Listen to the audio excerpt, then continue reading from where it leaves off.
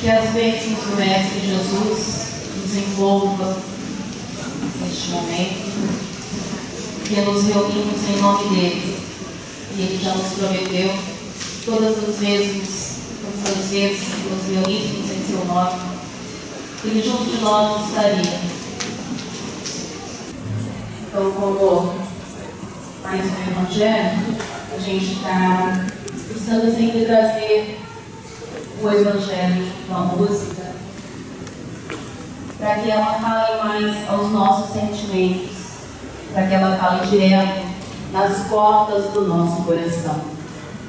E o tema de hoje, muitos os chamados, poucos os escolhidos, vem como um chamado mesmo, nos dar mais uma oportunidade de juntos estudarmos, refletirmos acerca das bênçãos que temos e muitas vezes não percebemos. Muitos os chamados, poucos os escolhidos. A que somos chamados? Para que será que Deus nos chama? Essa passagem está no Evangelho segundo o Espiritismo, capítulo 18, e ela inicia com a parábola do festim de bodas, que fala-nos Jesus compara ao reino dos céus como uma grande festa em que o Senhor convida, manda o convite, mas as pessoas convidadas não recebem, não querem, não aceitam esse convite.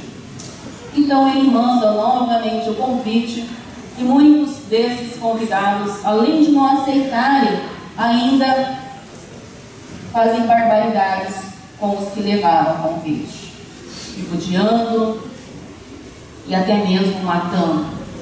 O convite se renova e muitos esquecidos vão cuidar dos seus afazeres, das suas casas de campo e não aceitam o convite. E o que será esse convite? Ele fala, o Evangelho nos fala que esse convite é Deus nos convidando ao mundo de regeneração, a construção desse mundo de regeneração, a felicidade de uma festa, e uma festa, não uma festa qualquer, mas uma festa de casamento. E esse casamento, essa aliança é com Deus, essa aliança que nos fala da maior intimidade que podemos ter com Deus. Essa intimidade é um contrato, essa aliança é um contrato. De uma das partes é o Todo-Poderoso, é Deus, que mantém firme, que mantém a sua parte. Da outra, somos nós ainda falhos, que muitas vezes ainda não conseguimos manter esse contrato, manter essa aliança. E tantas vezes nos perdemos, não ouvindo, não compreendendo e não acolhendo o chamado. E a gente vai assim afunilando nessas nossas reflexões. Vamos ver dois casos de atendimento desse chamado. O primeiro caso é de um moço que estava junto ao outro, ano 33 depois de Cristo, e ele ouvia sempre falando de algumas pessoas, de alguns jovens, que falavam de um Messias, que falavam de uma doutrina, e ele resolve ir ouvir essas pessoas para ver o que eles estavam falando, porque ele era um doutor da lei, responsável pelos ensinamentos, de manter os ensinamentos de Moisés, e ele não podia deixar que alguém deturpasse esses ensinamentos. E ele resolve ir à noite ouvir esses ensinamentos, ver o que eles pregavam, se era uma doutrina qualquer, se não representava nenhum perigo, ou se falava alguma coisa contra as leis. Então se dirige aos que chamavam na época seguidores da Casa do Caminho e começa a ouvir lá um jovem também. E esse jovem fala do amor ao próximo, do perdão, da bondade. E ele começa a ficar preocupado, porque isso vai contra as leis de Moisés. Moisés fala do olho por olho, dente por dente. Não, isso está errado. E começa a combater com esse jovem. Começa a se inflamar e eles vão naquele combate. E ele é vencido pela perspicácia, pela fala do outro jovem. Enraivecido, ferido no seu orgulho e na sua vaidade, ele sai dali decidido a perseguir aquele jovem. E não só aquele jovem, mas todos aqueles que ali ouviam, que eram doentes, que eram pessoas sofredoras. Ele resolve, ele vai ao Sinédrio, pega, convence-o de que não, deixa pra lá. Mas ele tanto faz, que concede um julgamento para esse jovem. Ele será julgado e condenado à morte, porque ele, contra as leis da época, as leis mosaicas, a sentença era o apedrejamento à morte. E ele consegue que esse jovem seja apedrejado. No dia seguinte seria o julgamento e o apedrejamento desse jovem. Então ele resolve ir verificar, participar, e leva a sua noiva. Ela não queria ir, mas querendo agradar ao noivo, vai com ele. Chegando lá, eles já chegam, o apedrejamento já está ocorrendo. E quando ela olha aquele ser que está sendo apedrejado, já quase à beira da morte, ela dá um grito: é meu irmão! É meu irmão! Grita desesperada. E o doutor da lei pede que dê um tempo, retira o jovem e a noiva dali, vai para um lugar mais reservado. E ali, Abigail descobre que aquele irmão que tinha sido levado em um navio em serviços forçados estava ali diante dela. Tornara-se cristão, estava à beira da morte. Ela então se joga aos chãos e Estevão morre em seus braços. O noivo, Saulo de Tarso, fica revoltadíssimo.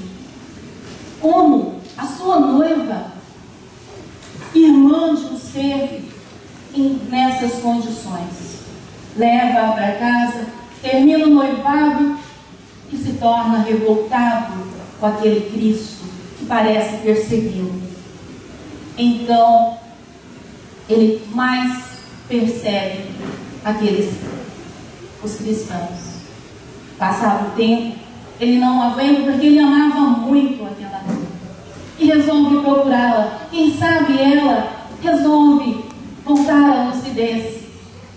Chegando à casa onde ela tinha sido acolhida, pois os seus pais já tinham falecido, ele a encontra doente. Além de doente, ela convertera-se ao cristianismo. E ele, mais revoltado ainda, tenta por toda a lei que ela retome. Ele tem esperança, depois que ela curasse, ela retomaria a razão. Mas não. Ela, não aguentando a dor da perda do noivo e do irmão ao mesmo tempo, desencarna. E ele, mais revoltado ainda, quer saber quem a converteu. E vai em busca de todos os cristãos, em busca sedenta de vingar-se daquele que havia convertido e levado para o mau caminho a sua noiva. Fica sabendo que ele está em uma cidade chamada Damasco. E lá ele vai atrás. Monta em seu cavalo, leva os servos, e na beira do caminho ele vê ao longe uma luz muito forte. Seu cavalo assombra-se, ele cai ao solo. Na hora que ele cai ao solo, ele levanta os olhos e vê que essa luz está se transformando em um ser. ele pergunta: Senhor, quem tu és? E ele responde: sou Jesus. O que queres? Saulo, Saulo, por que me persegues? E ele sente no seu coração vibrar um magnetismo tão grande, um sentimento que ele nunca havia sentido em sua vida. E ele sente ali a que ele veio à terra, a que ele foi chamado. Então ele faz a pergunta: Senhor, o que queres que eu faça?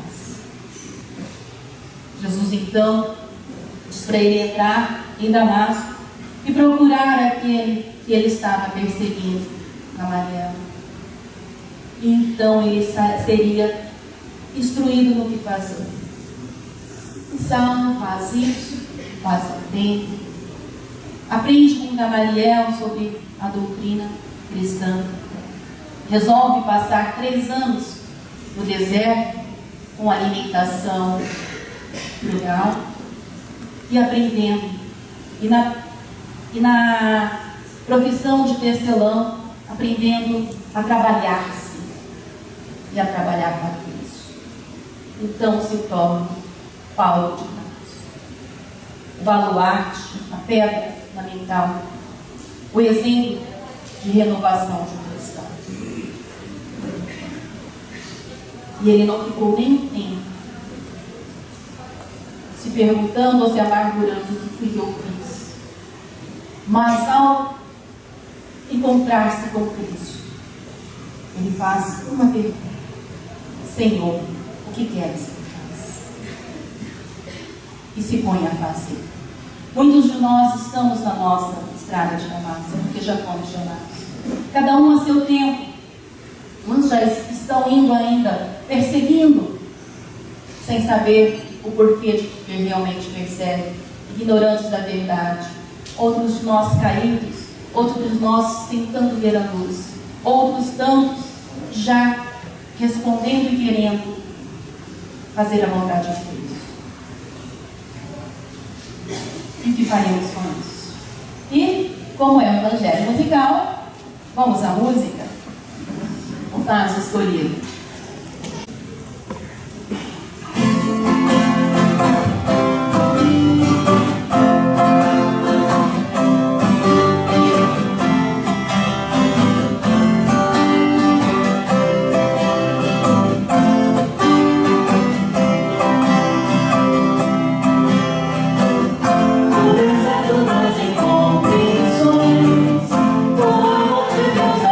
Chama, a estrela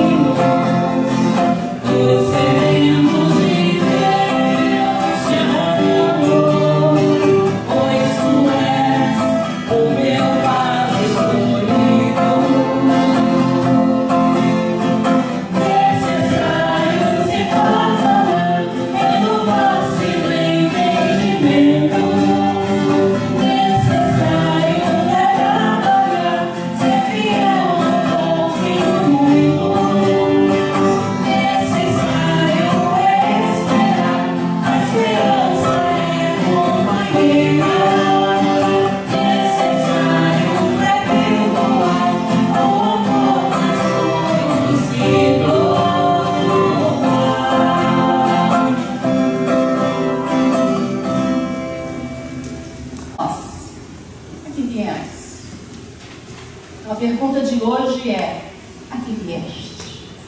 A que viemos aqui? Essa pergunta foi feita a Judas.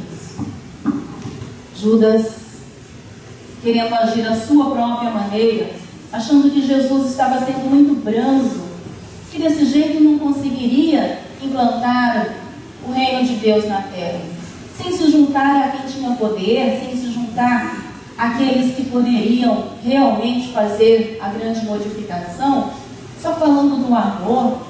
Jesus não conseguiria.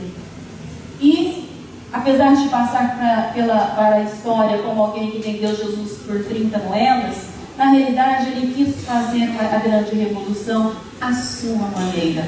E pensou, se ele entregasse Jesus e Judas se juntasse aos grandes, eles se juntassem todos e fizessem a grande revolução, depois ele entregaria o poder a Jesus, então sim Jesus faria os seus serviços. Então, foi ao Sinédrio, combinou com todos, e o combinado era que ele os levaria até Jesus, e aquele que ele desse o beijo, esse era Jesus, e eles prenderiam. E depois, ele achava que a história ia se fazer como o seu pensamento, enganado pelas ilusões do mundo. Então foi assim que fez. E ao chegar para Jesus, quando ele foi dar o beijo, Jesus perguntou: amigo, a que vieste? Tentando lembrar nas fibras do seu coração qual era o objetivo dele aqui na terra. A que ele tinha vindo, que não era o poder efêmero e passageiro da terra. Mas Judas não conseguiu ouvi-lo. E Jesus foi entregue. E o restante da história a gente já conhece. Muitos de nós ainda condenam Judas. Mas e nós? Nós não traímos Jesus quando Ele nos pede para perdoar e a gente não perdoa? Nós não traímos Jesus quando achamos que estamos sempre com a razão, que podemos fazer a nossa maneira, a nossa verdade? Quando julgamos e condenamos sem dar chance a ninguém de se falar, de ser perdoado, de ser levado em conta a sua pequenez, e nós não traímos? Então a pergunta de Jesus continua: amigo, para que vieste? Viemos condenar ou viemos nos construir? A que viemos? Porque precisamos aprender a amar. Timoneiro da Luz. Thank you.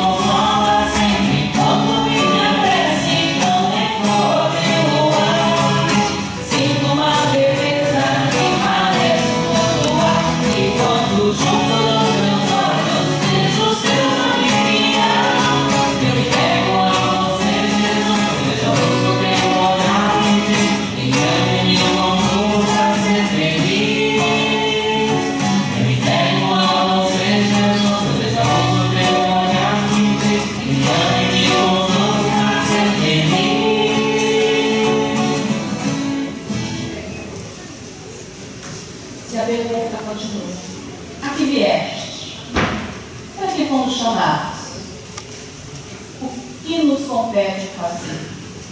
Como saber se estamos no caminho correto? E isso, cada um tem a bússola dentro de si. Cada um sabe do seu tempo. Em que fase da estrada de Damasco está? Em que momento se encontra?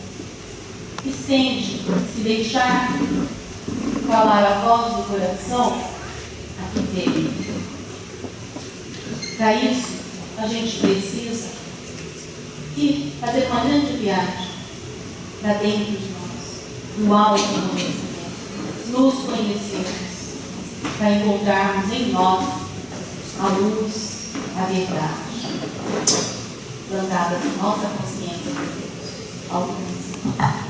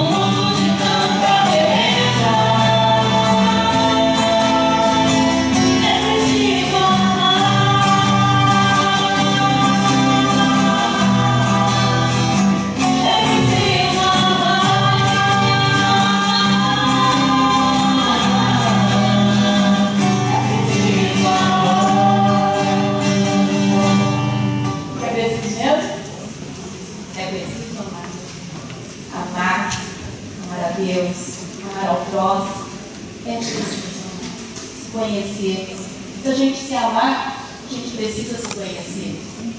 Para a gente poder escolher o que fica, o que sai, o que transforma. É preciso o autoconhecimento.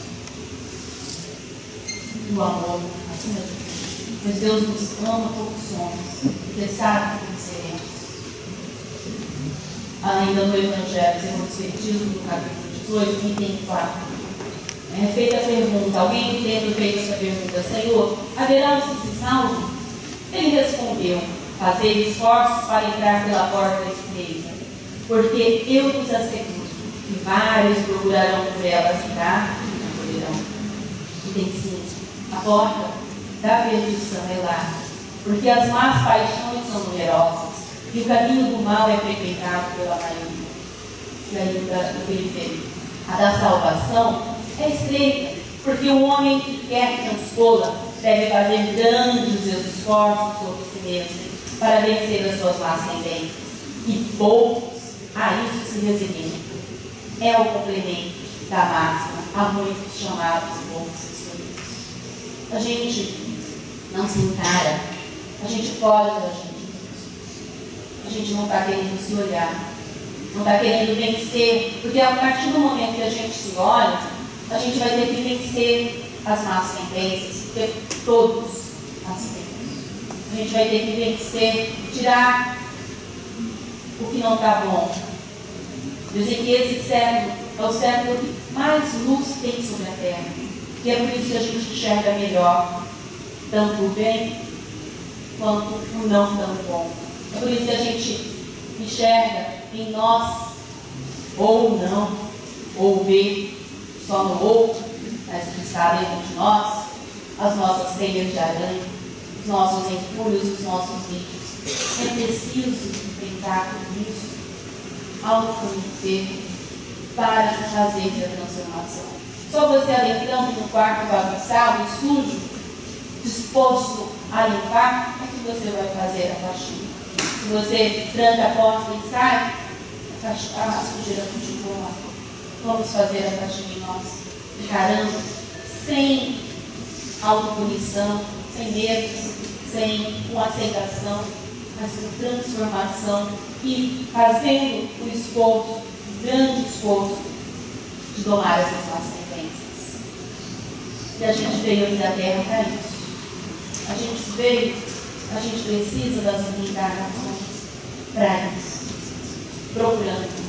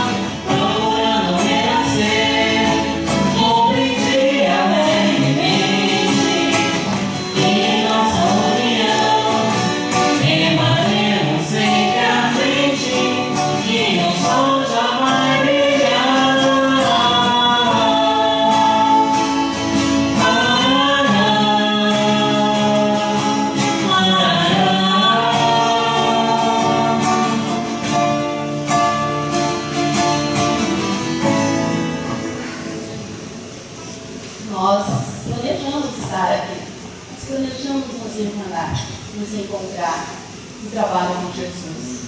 Em épocas remotas, planejamos guerras, dores, hoje já planejamos aprender a amar. Deus com as nossas partes, mas o sol já vai brilhar, já está brilhando, começando a brilhar em nossos corações. Por aquele, pois, que ouve essas palavras que eu digo e as pratico, será comparado a um homem sábio que construiu sua casa sobre a rocha. E logo que a chuva caiu, e que os rios transbordaram, que os ventos sopraram e se abateram sobre essa casa, ela não tombou, porque estava fundada sobre a rocha. se a gente fizer realmente planejar, se a gente se empolgar, se iluminar, trabalhar para Jesus, como servos de Jesus, o trabalho da seara de Deus, nós construiremos esse ser forte sobre a rocha da verdade, da regeneração. E nenhum vento poderá nos derrubar, nenhuma dificuldade ou do ponto.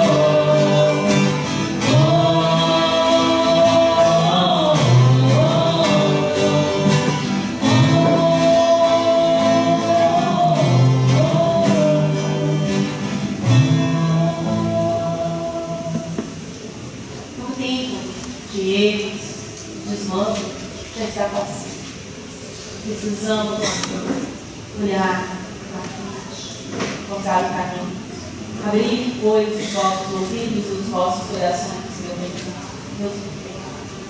Cultivai a árvore da vida, cujos frutos dão a vida eterna. Aquele que a plantou vos convida a cuidá-la com amor. E vereis produzir ainda com abundância seus frutos de vida. O doador de vida, Deus, nosso Pai, nos deu a árvore da vida. Estamos sobre ela, estamos ajudando a cultivá-la. E Ele está nos chamando o tempo todo para esse cultivo. O chamado. E o que é o chamado?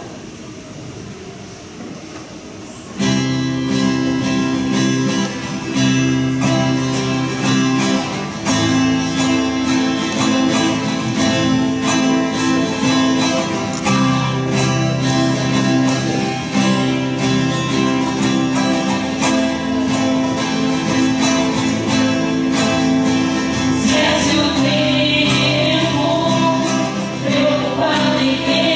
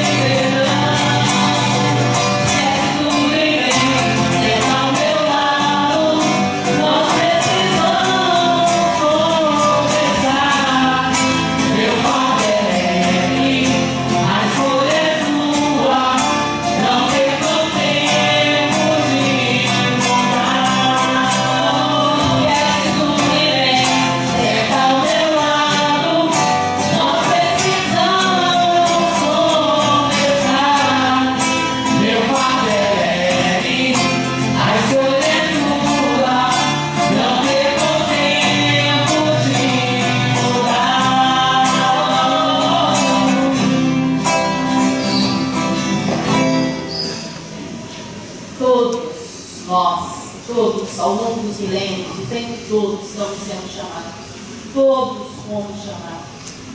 Por que poucos são escolhidos? Porque a escolha é nossa. A parte prática. A escolha é nossa. Por isso, poucos são escolhidos. Precisamos escolher seguir aquele que nos mostra o caminho, porque ele já percorreu esse caminho. Ele sabe como poderemos alcançar. Áreas de asas partidas. Ele possuía muitas riquezas.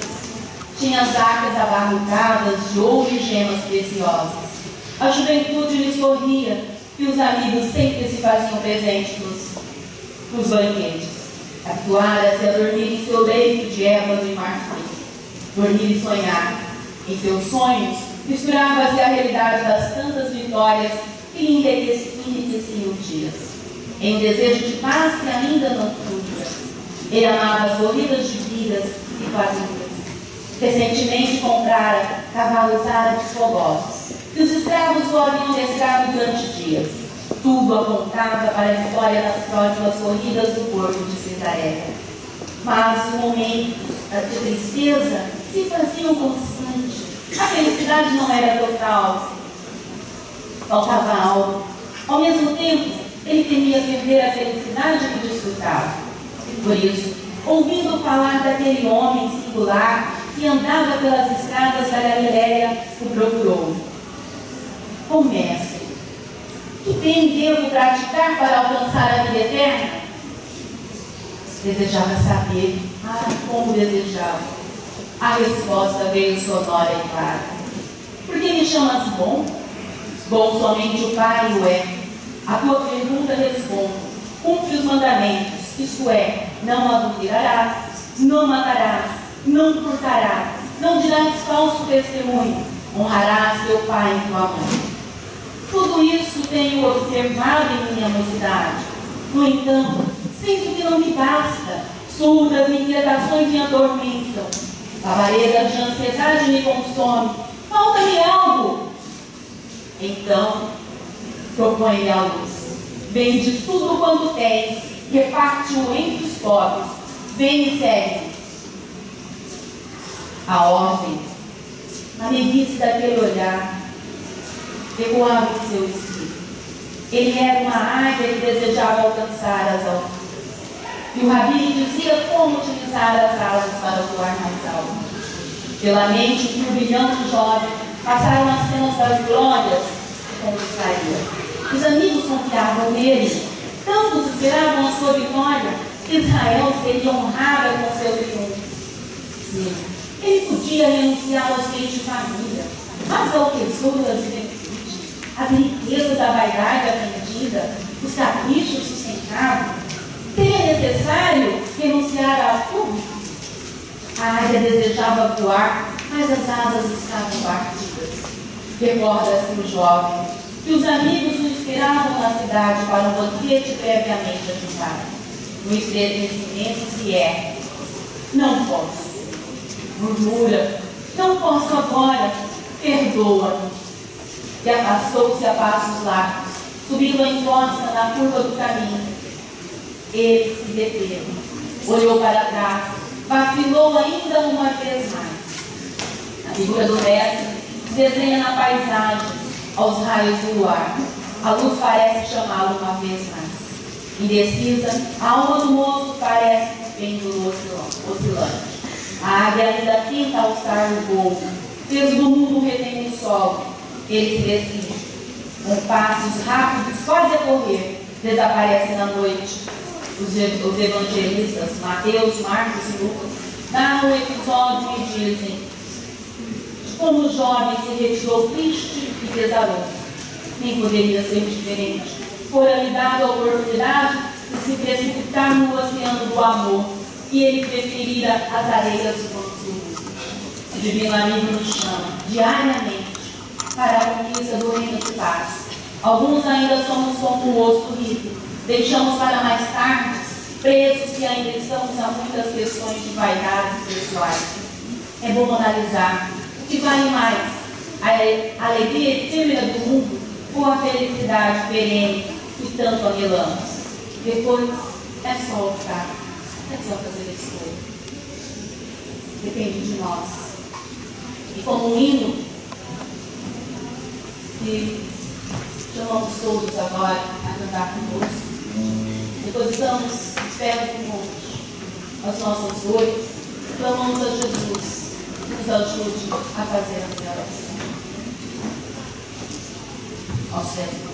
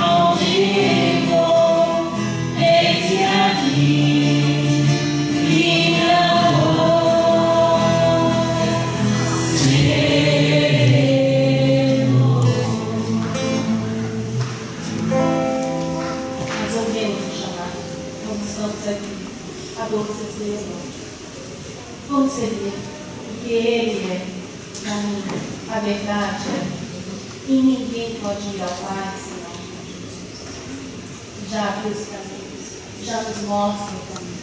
Façamos a escolha de seguir o verdadeiro.